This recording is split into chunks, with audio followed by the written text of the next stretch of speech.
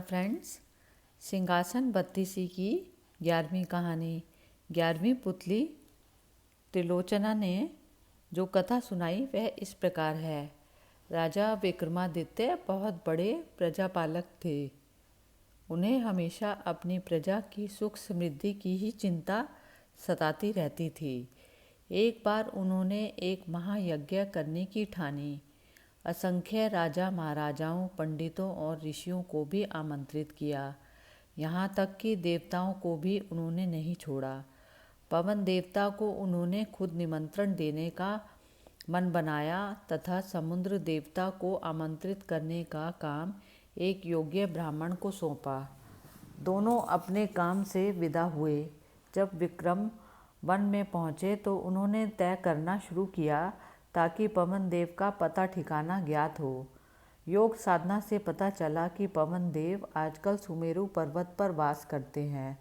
उन्होंने सोचा कि सुमेरु पर्वत पर पवन देवता का आह्वान किया जाए तो उनके दर्शन हो सकते हैं। उन्होंने दोनों वेतालों का स्मरण किया तो वे उपस्थित हो गए। उन्होंने अपना उद्देश्य बताया। वेतालों ने उन्हें आनन फानन में सुमेरु पर्वत की चोटी पर पहुंचा दिया।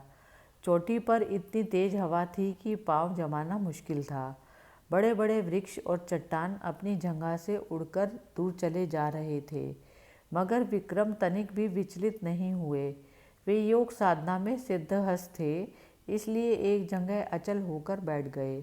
बाहरी दुनिया को भूलकर पवन देव की साधना में रत हो गए।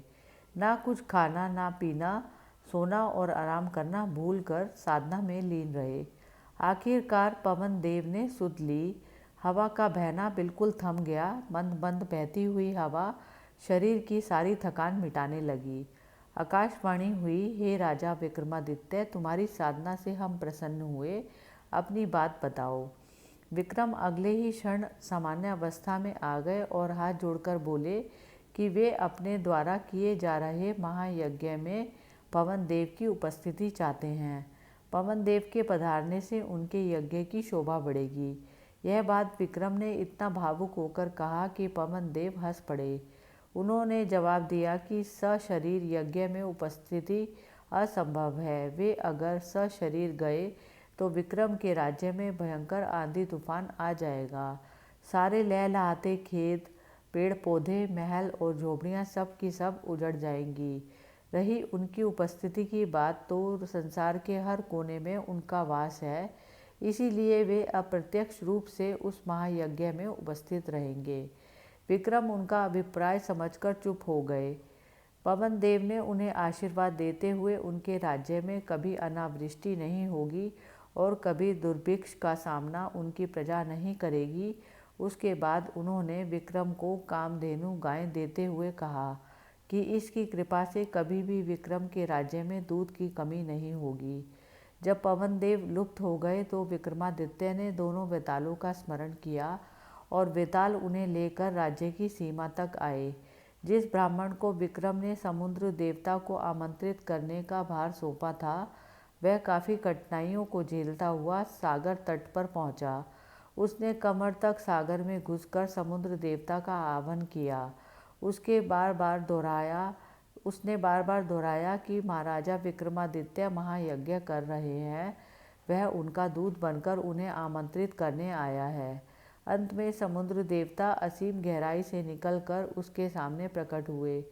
उन्होंने ब्राह्मण से कहा कि उन्हें उस महायज्ञ के बारे में पवन देवता ने सब कुछ बता दिया है। वे पवन देव की तरह ही विक्रमादित्य के आमंत्रण का स्वागत तो करते हैं, लेकिन सशरीर वहाँ सम्मिलित नहीं हो सकते। ब्राह्मण ने समुद्र देवता से अपना आशय स्पष्ट करने का सादर निवेदन किया तो वे बोले, अगर वे यज्ञ में सम्मिलित हो गए तो उनके साथ अथाह जल भी आ जाएगा और उसके रास्ते में पड़ने वाली हर चीज़ डूब जाएगी। चारों ओर प्रलय की सी स्थिति पैदा हो जाएगी, सब कुछ नष्ट हो जाएगा।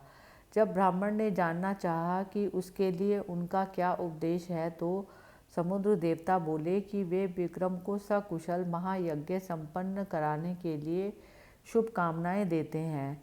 अप्रत्यक्ष रूप से यज्ञ में आद्योपति विक्रम उन्हें महसूस करेंगे, क्योंकि जल की एक एक बूंद में उनका वास है।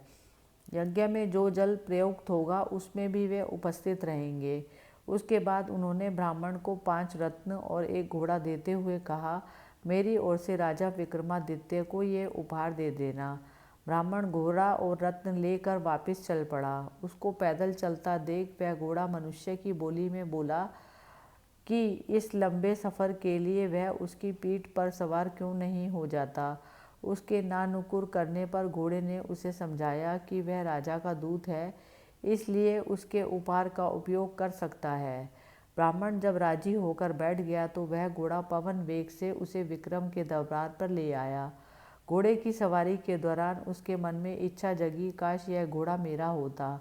जब विक्रम को उसने समुद्र देवता से अपनी बात विस्तार सुनाई और उन्हें उनके दिए हुए उपहार दिए तो उन्होंने उसे 5 रत्न तथा घोड़ा उसे ही प्राप्त होने दिया।